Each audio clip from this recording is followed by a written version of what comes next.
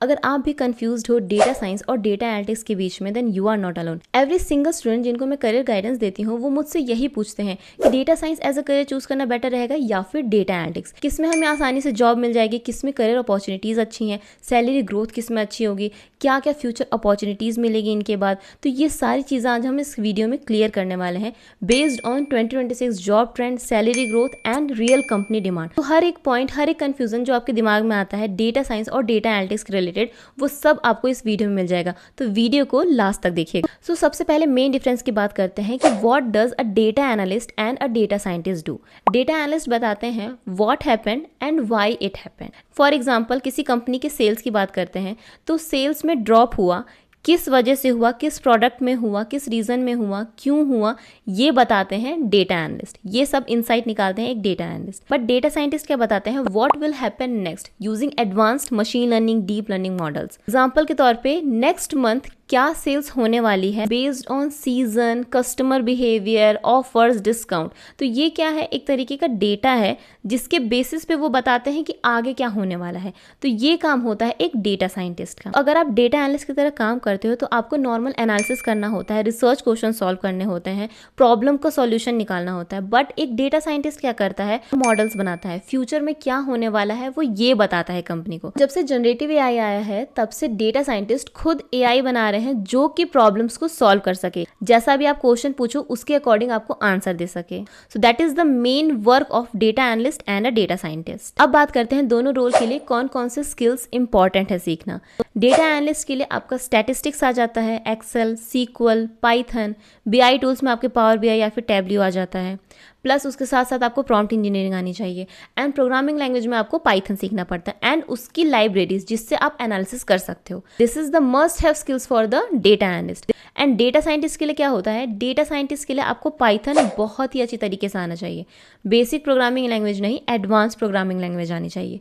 Sequel आना चाहिए। इसके साथ साथ आपको machine learning, deep learning, generative AI, ML ops जैसे एडवांस स्किल्स सीखने पड़ते हैं। सो अगर आप नॉन टेक बैकग्राउंड से आ रहे हो तो डेटा एनालिस्ट आपके लिए बेस्ट करियर रहेगा, क्योंकि यहाँ पे आपको टेक्निकल नॉलेज उतनी ज़्यादा ज़रूरी नहीं होती। बट अगर आप टेक बैकग्राउंड से आ रहे हो तो आप डेटा साइंस को एज अ करियर चूज कर सकते हो। तो ये सारी स्किल्स सुनने में तो काफ़ी डिफिकल्ट लगती हैं और अक्सर स्टूडेंट्स कंफ्यूज जाते हैं कि इन्हें सीखे कहाँ से।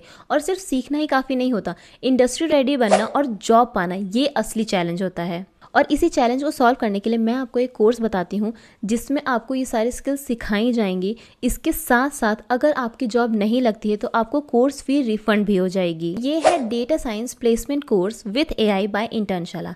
ये 6 मंथ का ऑनलाइन कोर्स है जिसमें आपको लाइव सेशंस मिल जाते हैं। इस कोर्स को कंप्लीट करने पे ये आपको मिनिमम 40,000 स्टाइपेंड का या तो इंटर्नशिप या फिर जॉब ऑफर दिलवाते हैं। और अगर ऐसा नहीं होता है तो आपको आपकी पूरी कोर्स फी रिफंड हो जाती है। चाहे आप नॉन टेक बैकग्राउंड से हो, चाहे आप फ्रेशर हो, काफी लोगों ने इस कोर्स से स्विच किया है। इनके प्लेटफॉर्म पे उन स्टूडेंट्स की रिव्यूज भी चेक कर सकते हो जो कि फ्लिपकार्ट, डेलॉयट, अमेजॉन, ईवाई जैसी बड़ी कंपनीज में प्लेस्ड हैं। कोर्स की फीचर्स की बात करें तो इसमें आपको इंडस्ट्री लेवल कैपस्टोन प्रोजेक्ट मिल जाता है जिसमें आप रियल कंपनी डेटा के साथ वर्क करते हो। डुअल सर्टिफिकेशन मिल जाता है, एक गवर्नमेंट सर्टिफिकेट मिलता है एनएसडीसी और स्किल इंडिया की तरफ से, एंड दूसरा मिल जाता है इंटर्नशाला का certificate that is recognised by 250 plus companies. और लास्टली ये आपको प्लेसमेंट असिस्टेंस भी प्रोवाइड करते हैं जिसमें आपका मॉक इंटरव्यूज, सीवी या फिर cover letter drafting, 1-to-1 career guidance, interview preparation, ये सब चीजों में आपकी हेल्प करते हैं। और सबसे अच्छी बात, कोर्स कंप्लीटली बिगिनर फ्रेंडली है, तो कोई भी प्रायर कोडिंग का एक्सपीरियंस रिक्वायर्ड नहीं है।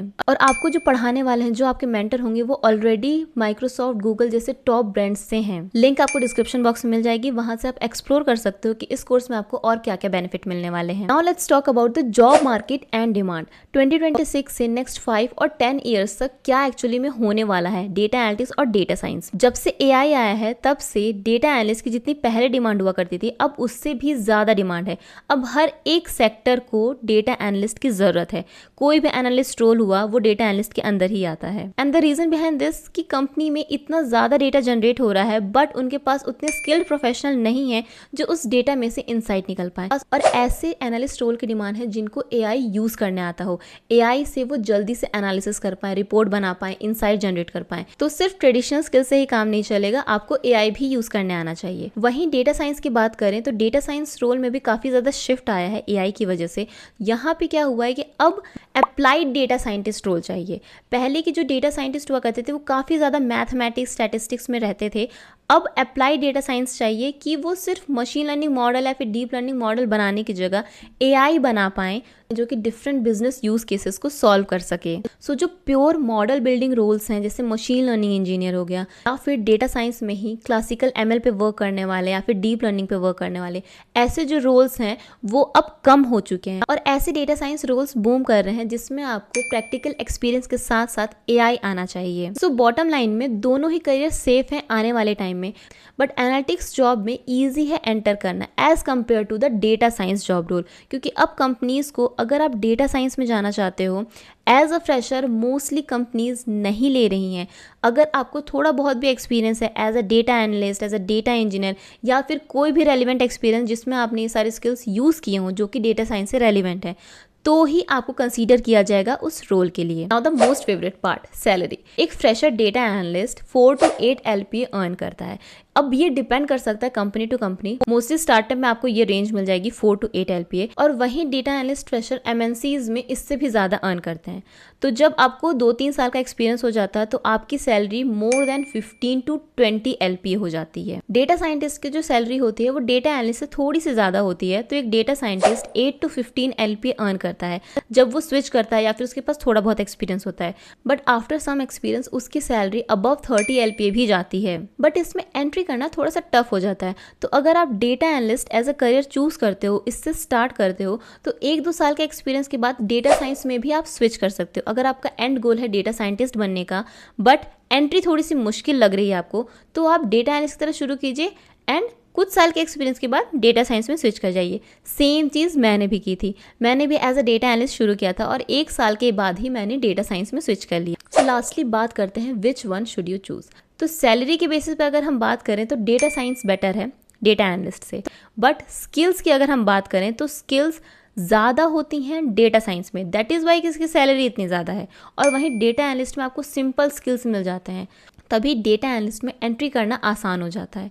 तो अगर आप करियर स्विच करना चाह रहे हो या फिर नॉन टेक बैकग्राउंड से हो, करियर गैप है, तो मैं सजेस्ट करूंगी कि आप डेटा एनालिस्ट में जाइए। और अगर आप टेक्निकल बैकग्राउंड से हो, आपका मैथ स्ट्रांग है, आपकी प्रोग्रामिंग लैंग्वेज स्ट्रांग है, then you can go for the data science role. अगर आप अनश्योर हो डेटा साइंस के लिए तो डेफिनेटली आपको data analyst as a career choose करना चाहिए। क्यों? क्योंकि यहाँ पे आपको पहले तो स्किल्स तो कम मिल ही रही है, एंट्री भी आपकी आसानी से हो जाएगी, और एक बार आप डेटा एनालिस्ट में जाते हो तो आपको अपने इंटरेस्ट को एक्सप्लोर करने का भी टाइम मिल जाएगा कि आपको डेटा एनालिसिस ही करना अच्छा लगता है या फिर आपको और एडवांस चीज़ें सीखनी है जैसे मशीन लर्निंग, डीप लर्निंग या फिर जनरेटिव AI। तो आने वाला फ्यूचर है उसमें ये मैटर नहीं करता कि आपका जॉब रोल क्या है, ये मैटर करता है कि आपके स्किल्स क्या है, प्लस आप अडेप्ट कर पाते हो कि नहीं जो न्यू इमर्जिंग टेक्नोलॉजीज हैं उनको। AI टूल्स ऑटोमेट कर सकते हैं चीज़ें, हेल्प कर सकते हैं चीज़ों को, बट कभी भी रिप्लेस नहीं कर सकते ऐसे पर्सन को जो कि डेटा को अंडरस्टैंड करते हैं, उसमें से इंसाइट निकालते हैं, प्लस मॉडल्स बनाते हैं। मॉडलिंग का कोड आपको AI लिख के दे देगा, बट उसको कैसे अप्लाई करना है, किस तरीके से बिजनेस में आपको यूज़ करना है, ये चीज़ें सिर्फ एक ह्यूमन डेटा एनालिस्ट या फिर डेटा साइंटिस्ट ही बता सकता है। तो दोनों ही करियर बहुत ही अच्छा है। अपने इंटरेस्ट के अकॉर्डिंग, अपने एंड गोल्स के अकॉर्डिंग आपको चूज़ करना है दोनों में से कौन सा आपके लिए बेटर है। कोई भी करियर चूज कीजिए, कंप्लीटली आपको डेडिकेशन के साथ प्रिपरेशन करनी है, तभी आपको उसमें जॉब मिलेगी।